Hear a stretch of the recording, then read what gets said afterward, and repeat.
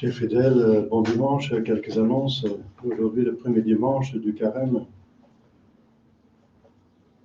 Après la messe, on pourra faire l'imposition des cendres pour ceux qui n'ont pas pu venir le mercredi.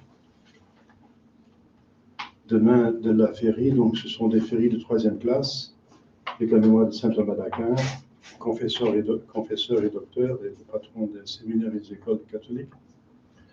Mardi, de la féerie, avec mémoire de Saint Jean de Dieu, confesseur, c'est encore un thomiste, quelqu'un qui a suivi saint Thomas, il fait de manuel de théologie. Mercredi, vendredi et samedi, des 4 temps du printemps.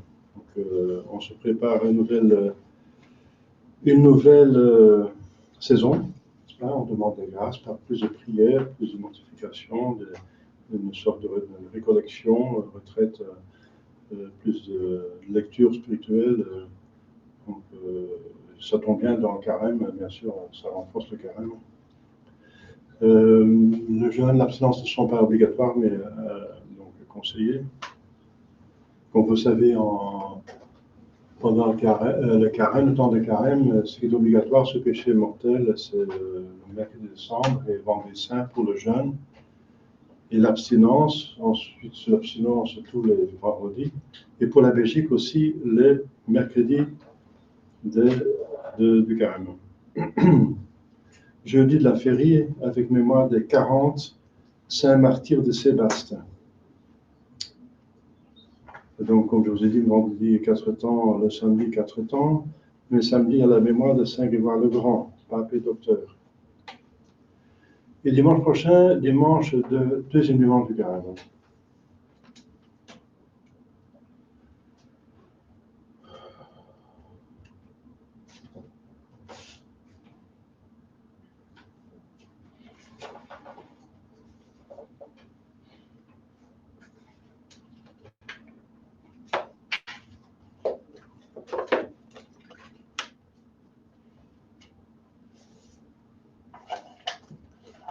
Je vous demande de prière pour ceux qui sont encore malades, qui peuvent être là pour certaines raisons. Et on remercie Dieu pour ceux qui sont guéris. Ils ont pu venir. Je demande des prières aussi pour le développement de ce centre de messe. On va faire des travaux pour rendre la maison plus habitable. On cherche une solution pour le sanctuaire. Il faudra un hôtel plus grand.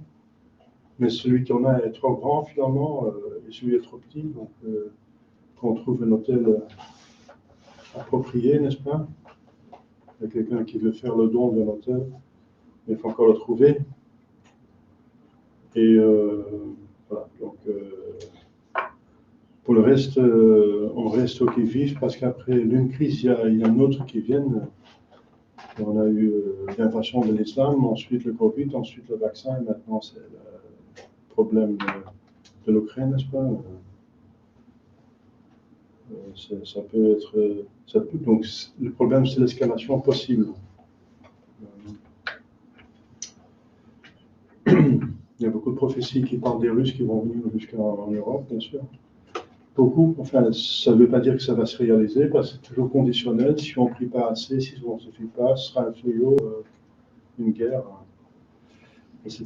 Donc, un fléau. Voilà. À mon humble avis, c'est une guerre de Poutine contre la Kabbale et vice-versa. Ce n'est pas si simple que ça, la situation. Il y a beaucoup par derrière. Prions pour la paix dans le monde. C'est une grâce, la paix dans le monde, n'est-ce pas? L'Église a toujours prié pour la paix, mais de notre côté, on ne peut pas arrêter les punitions de Dieu pour les péchés qui crient vengeance. Par définition, ils crient vengeance. Et, voilà. Donc, la solution, c'est que les gens arrêtent à pécher et qu'ils se convertissent vers Dieu. Alors, tout sera béni. C'est ça la solution. Mais, avant qu'elle vienne, parfois, il faut. Malheureusement, vous voyez, il y a des guerres, mais le bon Dieu permet d'avoir un peu de plus grand bien. Comme j'ai dit l'autre fois, récemment, n'est-ce pas, il y avait 500 Ukrainiens en Belgique dans une grande église de Louvain qui ont prié pour la paix, donc, pour leur famille et leur patrie. 500. Donc tout d'un coup, l'église s'est remplie. C'était pas arrivé pendant des années, n'est-ce pas?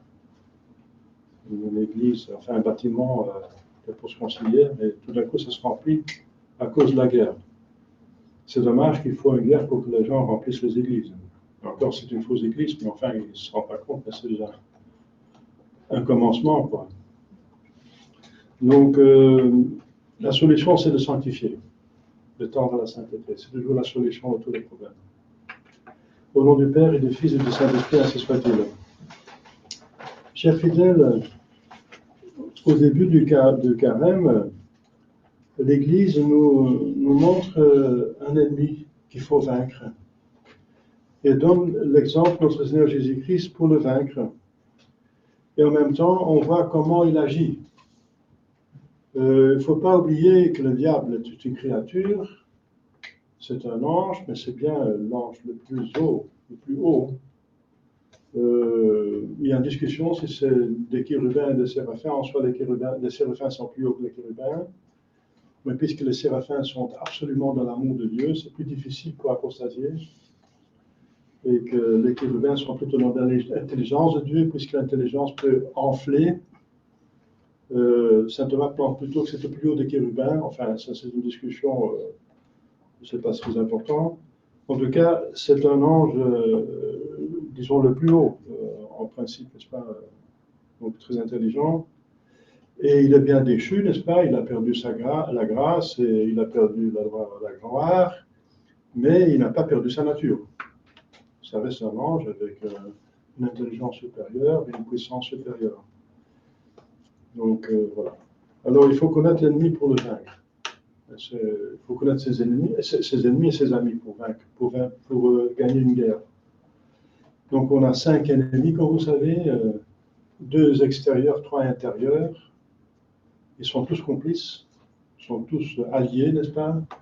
2 extérieurs invisibles, c'est le monde en tant que c'est la structure des hommes qui organise le péché, c'est pas le monde en tant que créé par Dieu, parce que ce monde-là, il est bon, il est bien.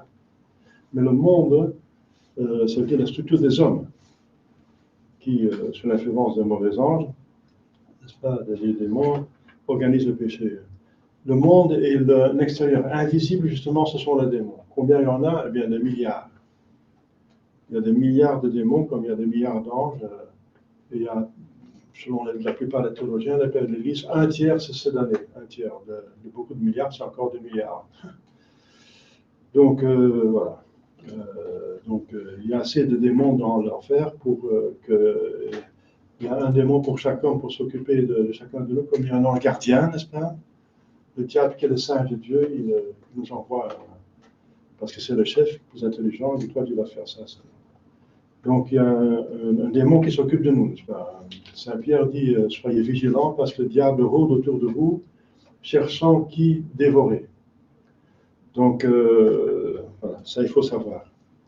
Alors il faut savoir plusieurs choses, ses points forts et ses points faibles.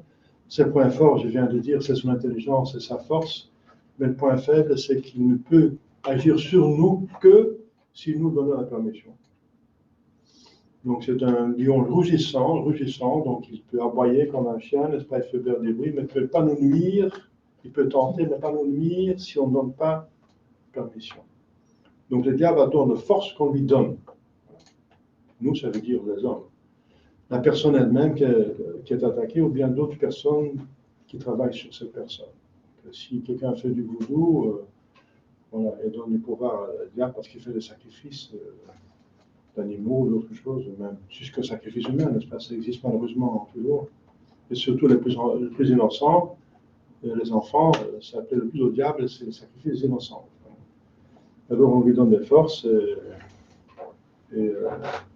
alors on peut agir sur les autres, n'est-ce pas, qui peuvent être vite victimes. Donc en tout cas, le principe reste, le diable a autant de force qu'on lui donne. Notre conséquence, c'est qu'il ne peut rien faire nuire notre âme si on ne donne pas une permission, parce que le seul mal, c'est le péché mortel. Et c'est ça son but. Le but de Dieu et le diable, c'est l'âme.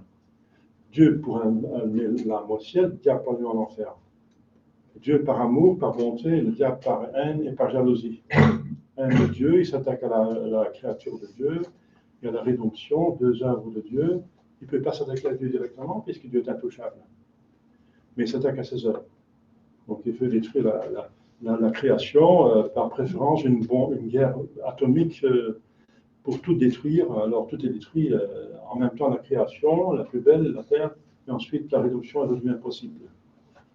Mais Dieu, justement, ne permet pas le mal. Si il ne peut pas organiser un plus grand bien à partir du mal, donc le diable est limité là où Dieu pose les bornes. Mais ça dépend aussi, comme vous disiez, de notre volonté libre. Si on peut donner plus ou moins de force au diable, c'est comme Adam et Ève, en péchant, ils ont donné un empire du diable sur eux-mêmes, sur la terre et sur leur descendance, le péché originel. Tout enfant qui est conçu est sous l'influence du diable. Voilà. Alors, il faut le résister. Donc, un autre principe, c'est qu'on est plus fort, Dieu est plus fort que lui. Mais c'est le seul qui est plus fort que lui. Le seul qui est plus fort que le diable, c'est Dieu. Bien sûr, on peut le résister en disant non. Je ne fais pas, non. Mais en tout cas, il est plus fort que nous, donc il peut nous embêter quand même. Il peut nous nuire. Il ne peut pas nous obliger de pécher, parce que c'est libre, ça. Il ne peut pas nuire notre âme directement, mais il peut nuire, ça oui, notre corps et tout ce qui est matériel. Parce que les anges, en principe, ils peuvent agir sur la matière. Mais bon, autant que les mauvais. Donc, agir sur la matière, et puisque notre corps est matière, il peut agir sur notre corps, la fantaisie, le sentiment, le cœur, etc., la santé, etc. Ça, il peut agir. Et voilà, donc il y a plusieurs attaques, des fausses attaques. La première, c'est la tentation, comme notre Seigneur Jésus-Christ même était tenté, n'est-ce pas, mais à l'extérieur, et à l'intérieur, donc pas à l'intérieur. Ah, j'ai encore pas parlé des trois autres ennemis, donc il y a deux extérieurs, un visible et invisible, et il y a trois intérieurs, ça veut dire la triple concupiscence, les trois concupiscences, les trois désirs désordonnés qu'on a avec la conception, qui sont le foyer du péché originel. Voilà. L'esprit qui veut trop haut, c'est l'orgueil, l'esprit qui veut trop haut, qui veut se mettre au-dessus de Dieu, n'est-ce pas? Le corps qui veut se mettre en bas, même en dessous des animaux, n'est-ce pas? C'est tout ce qui est le péché du corps. Et la volonté qui veut aller trop loin, qui veut dominer, posséder et avoir. Le pouvoir et l'avoir. Donc l'hypocrisie qui est en chaque homme. Il faut le combattre toute la vie. Et ça, c'est le combat spirituel. Un autre principe, c'est que Dieu est plus fort que le diable, puisque c'est une différence infinie, différence entre le créateur et la créature. La différence est infinie, mais par rapport à nous, il est plus fort, donc il faut faire attention. Donc, le seul, justement, qui est plus fort est Dieu, pour le vaincre. Nous, on peut le résister avec notre nom, mais encore, il peut nuire à notre matériel, à notre corps, tout ce qui est matériel, nos possessions, la santé, notre entourage, etc. Il peut nous attaquer là-dessus. Mais il ne peut pas nous faire pécher, donc nous damner sans notre permission, n'est-ce pas? Mais, donc ça, c'est un principe. Mais un autre principe, c'est que Dieu est plus fort. Mais c'est le seul qui est plus fort, pour le vaincre. Donc si l'homme vainc le diable, c'est qu'il fait ça avec le bon Dieu. Donc la sainteté, comme je dis, c'est toujours la solution. Saint-Hildegarde devait se faire un signe de croix seulement, et les gens étaient délivrés des démons. Les saints sont des amis de Dieu, et les prêtres qui font ça au nom de l'Église, parce que l'Église, c'est Jésus-Christ mystiquement, donc c'est Jésus-Christ plus fort, mais à ce condition que le prêtre agit comme l'Église, qu'il est de l'Église, qu'il s'est validement ordonné, pas hérétique, pas schismatique, qui fait convenablement, qui ne sort pas de son livre, de ses pouvoirs. Parce que le diable, s'il le fait sortir de son pouvoir, et alors, il ne se trouve plus devant l'Église, mais devant l'homme, qui est alors le plus fort. C'est un jeu de chat et de souris, n'est-ce pas?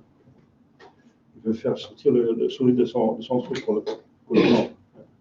Donc, je parle d'expérience, hein, enfin, j'ai vu ça avec des confrères, donc je ne sais pas c'est pas des théories, hein, c'est du vécu, parce que dans ce temps-ci, le diable est vraiment déchaîné, on a plus d'expérience avec le diable que jamais avant, n'est-ce pas? Voilà. Enfin, si on fait son travail convenablement, il y a beaucoup de prêtres et même des évêques qui font plus des exorcismes. Mais c'est qu'ils sont pas en ordre. S'ils ne sont pas en ordre, ils appartiennent au diable. Le péché mortel veut dire je suis son fils, je suis son esclave. Comment chasser le maître qui est plus fort? Qu'est-ce que tu as à me dire, toi? Tu es mon esclave. Donc, il y a beaucoup de prêtres et des évêques qui ne font plus d'exorcisme, ou pas d'exorcisme, mais c'est souvent ça. Dans la fraternité Saint-Pédis, pour dire quelque chose, l'abbé de Cacré, qui était supérieur de la France, il m'a dit on ne fait plus d'exorcisme, le dernier exorcisme qui était organisé, le prêtre est devenu envoûté lui-même. C'est pas prévu normalement. Normalement, ça va comme ça. Normalement, Dieu est plus fort que le diable. Alors, qu'est-ce qu'il a fait? Alors, il n'a pas agi comme il faut, quoi. C'est pas la faute de Dieu, pas la faute du diable, c'est la faute de l'abbé. Il n'a pas fait comme il faut. Voilà. Pour donner l'exemple. Alors, il faisait plus d'exorcisme. Mais il faut faire l'exorcisme. Les gens ont besoin, les gens souffrent, donc il faut aider ces gens qui souffrent forcément, n'est-ce pas? Si c'est un vrai possession bénévolique, alors il a une souffrance, n'est-ce pas?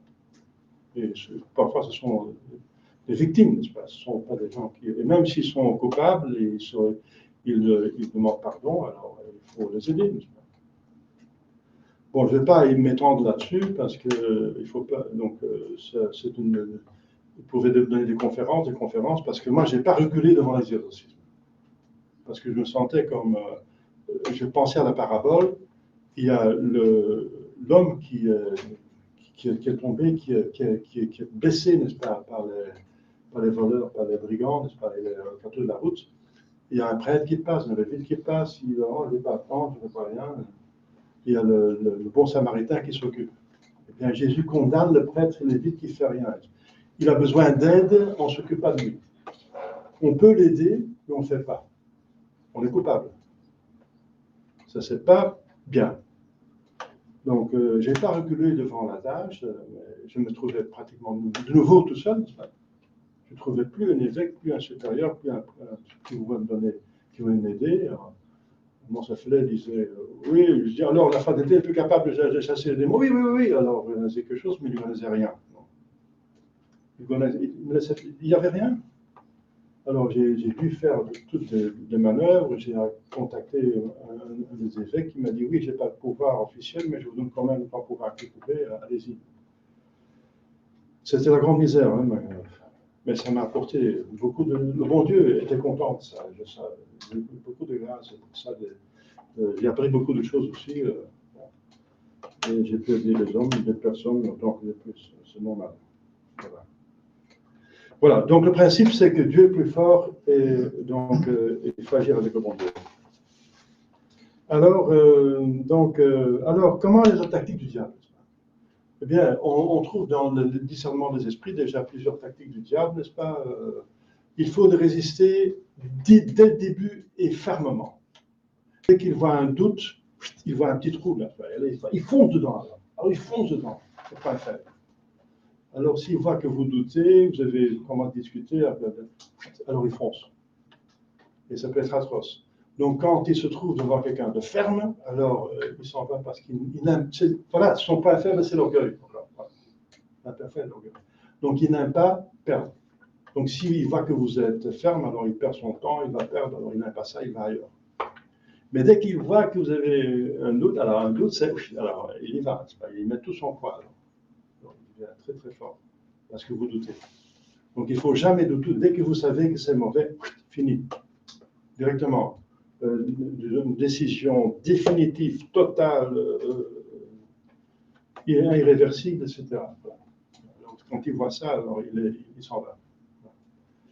Autre chose, c'est une autre tactique, c'est qu'il n'aime pas que vous dévoilez ça au prêtre. Ces tentations, parce que c'est toujours un péché, etc.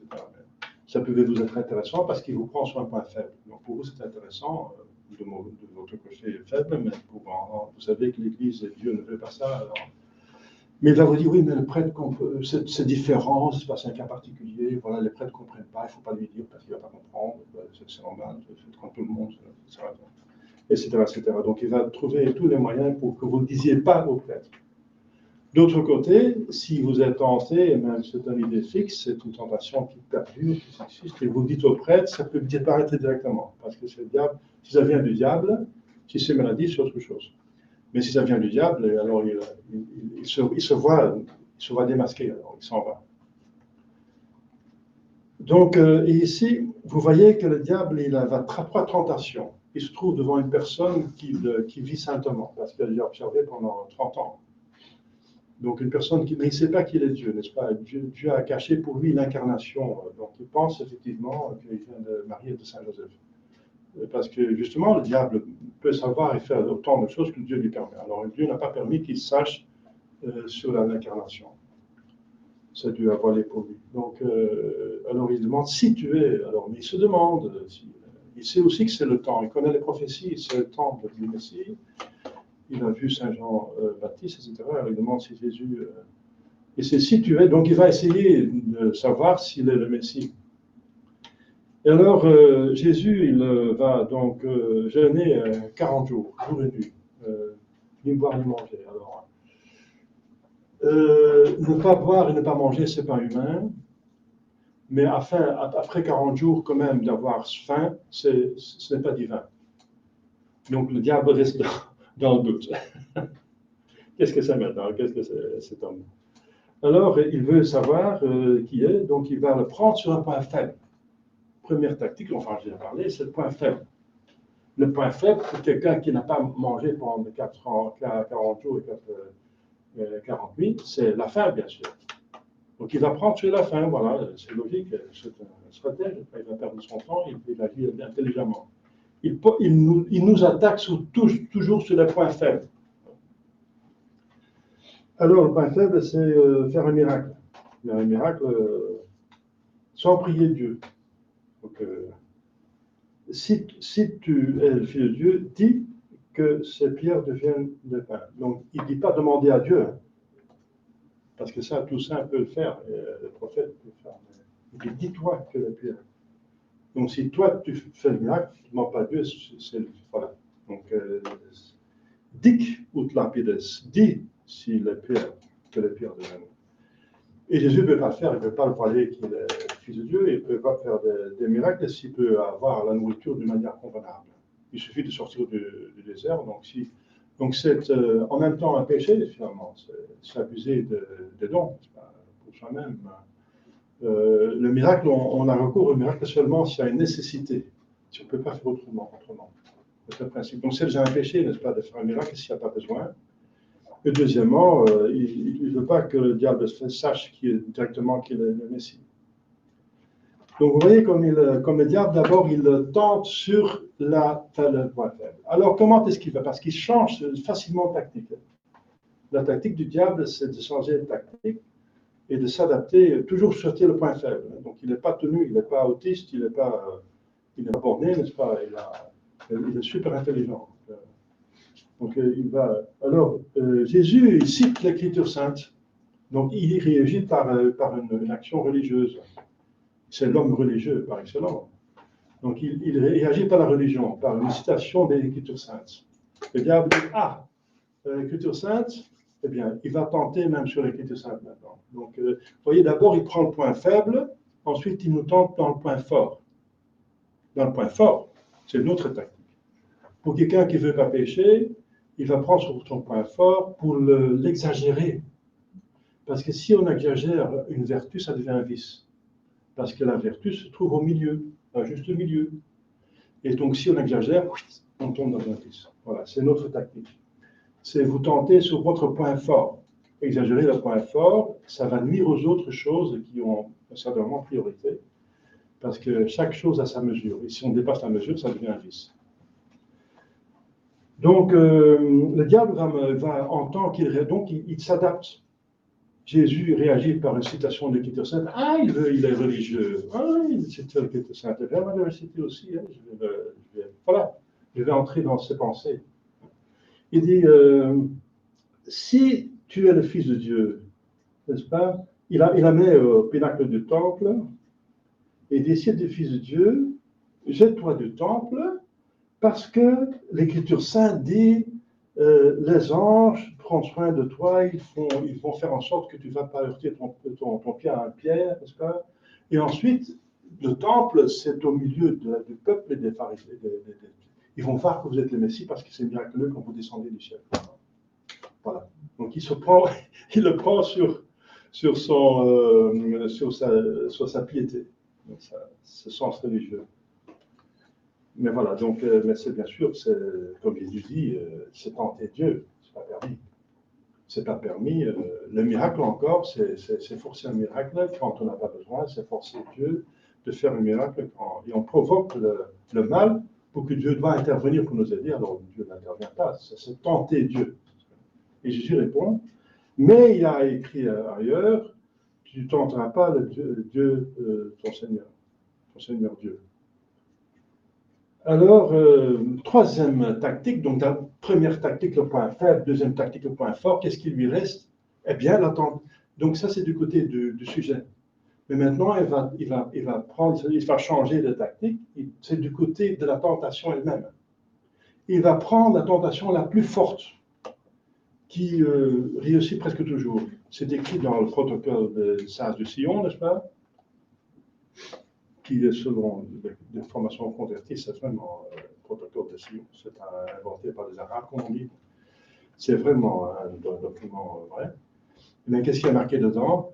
Que si on veut acheter quelqu'un, si on veut corrompre un chef d'un peuple ou quelqu'un d'important, on lui prouve par exemple beaucoup d'argent, encore plus d'argent, beaucoup de pouvoir, de plus d'argent. Et si on va assez loin, n'est-ce pas, on continue, la plupart craquent. La plupart peut acheter la plupart. Si on va assez loin, on va assez loin. Des millions, quelques millions, si vous voulez un milliard, parce que si la personne est importante. Ce sont eux qui font l'argent, la prime, donc, si vous voulez, il n'y a pas de problème, ce sont des cacahuètes. Donc, proposer de l'argent et du pouvoir. Mais tout, ils proposent tout l'argent et tout le pouvoir du monde. C'est énorme. Donc, ils met tout le paquet maintenant. Tout le paquet. Et le protocole, ils ont raison, malheureusement. C'est pour ça que nos chefs du gouvernement, n'est-ce pas, sont corrompus. Ils sont contre le peuple, ils sont achetés par derrière, par la cabane. Ils sont achetés. Et le protocole de Chalon dit oui, ça marche presque toujours. C'est rare qu'il y en a qui résistent. C'est rare, c'est les exceptions. Et là, on donne un traitement spécial, ceux-là. Ils ont un autre traitement pour les faire les craquer. On va les menacer, on va les faire du chantage, etc. Et s'ils sont vraiment importants, ils disent oh, c'est élimination, on va les faire suicider, etc. Donc voilà.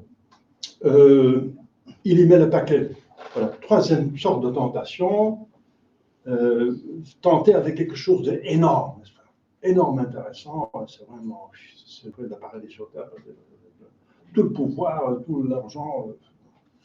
C'est un homme jeune, voilà, il a. Ec omnia tibido dabo, si seulement tu m'adores. Le franc-maçon va dire oui, donne-moi, je te donne, donne-moi, give me. Mais voilà, donc ça c'est vraiment. Oui, alors on est damné, c'est fini. Alors, Jésus, bien sûr, répond va-t'en, Satan, donc pas de doute, pas douter, directement réagir avec fermeté. Va-t'en, il est écrit Dieu seul tu adoreras et lui seul tu serviras. Et alors, il garde son mal. Voilà. Donc, c'est intéressant pour nous pour voir comment il travaille. Donc, il cherche notre point faible. Donc, priez de connaître votre point faible. Priez, demandez ça le soir dans la conscience. Regardez aussi votre point fort. Et sachez que ça peut devenir un vice s'il va trop loin. Parce que le point fort, c'est mon point, je l'aime, parce que je suis comme ça. Alors, c'est bien, ça fait du bien à tout le monde, à moi-même, à Dieu, à la société. C'est mon point fort, c'est mon talent. Mais sachez bien, si on exagère, ça nuit. Comme ici, la vertu de religion, si on va trop loin, n'est-ce pas, il y a des gens, il y a des saints qui ont été tentés, n'est-ce pas? Il y a un saint Héron, au rapport de Cassian, le démon avait persuadé un solitaire, vous vous rendez compte, un moine dans le désert, très mortifié, nommé Héron, qu'il était devenu si saint, oh, si agréable à Dieu, hein, super, super. Qu'en se jetant dans un abîme, il ne subirait aucun mal. Voilà, si saint. Du fait, le malheureux, malgré tous les efforts rentés pour l'éclairer par ses confrères, le mettre en garde contre la funeste artifice des démons et le retenir, se jeta dans un puits où il périt misérablement. Voilà. Donc c'est arrivé. Celui-là est tombé dans le piège.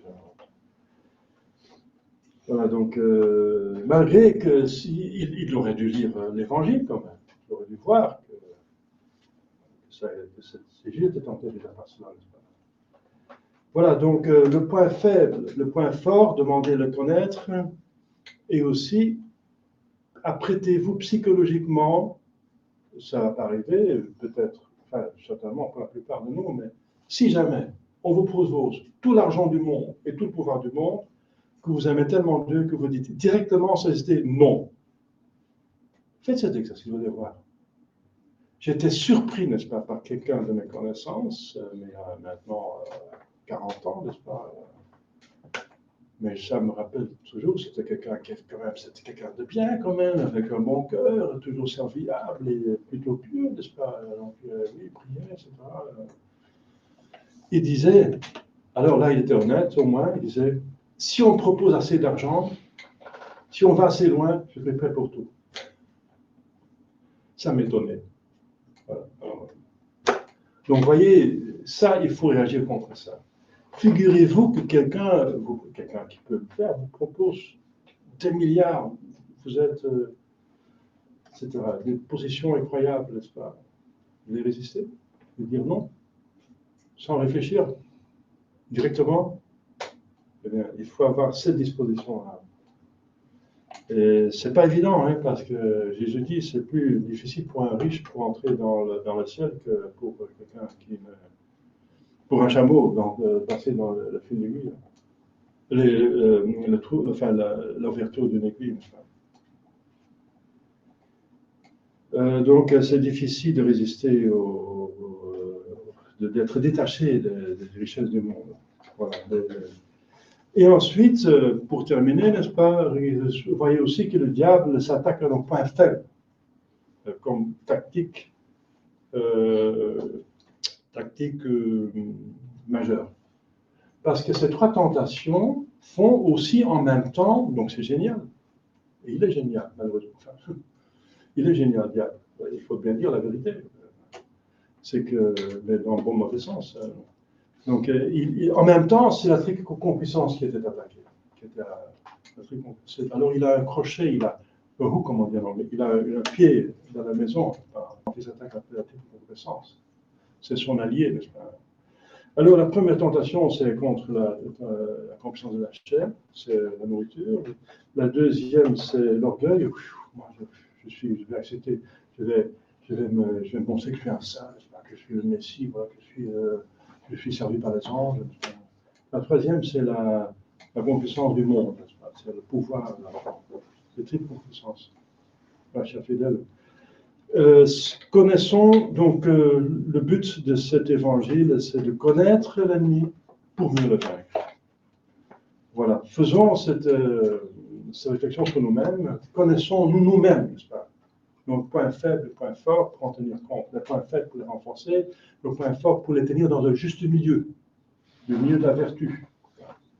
Et ensuite, d'être qui-vif et de résister directement aux tentations des tentations. Pourquoi qu'ils viennent du monde, de nous-mêmes, parce qu'on est tenté par nous-mêmes aussi, et ça ne vient pas que du monde. Hein. Saint Jacques dit on est tenté par nos propres vices, par notre propre sens. Le diable va facilement et avec plaisir mettre l'huile sur le feu. Mes chers fidèles, soyons prudents, n'est-ce pas, demander à la Sainte Vierge, n'est-ce pas, de plus qu'on est adonné à la Sainte Vierge, de mieux, dit Saint Louis de Montfort, on voit les ruses des démons et on est fort pour les résister. Voilà. Au nom du Père et du Fils et du Saint-Esprit, ainsi soit-il.